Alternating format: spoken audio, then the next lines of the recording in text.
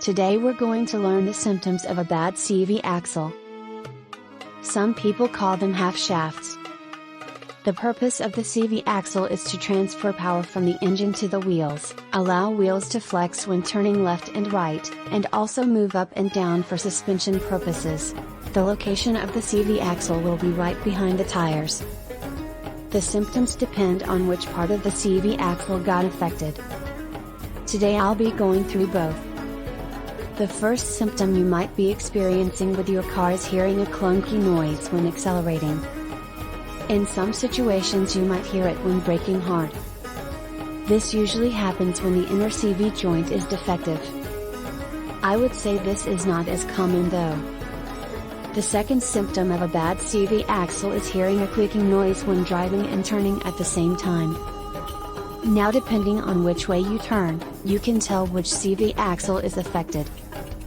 If you turn left and hear a clicking noise but not when turning right, then it's probably the CV axle on the left side of the car. This usually happens when the outer CV joint is faulty.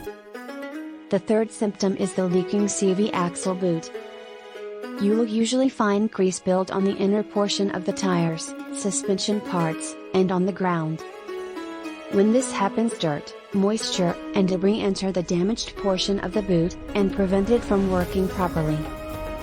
In some situations, if you don't hear clicky noises when turning, and catch a tiny leak early on, you can just order the boot with grease and repair that portion to save money from buying the whole thing.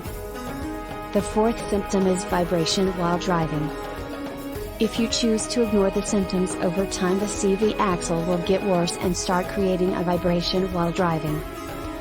This is caused by internal damage to the CV joint. I hope you enjoyed this video. Please like, share, and subscribe. Thanks.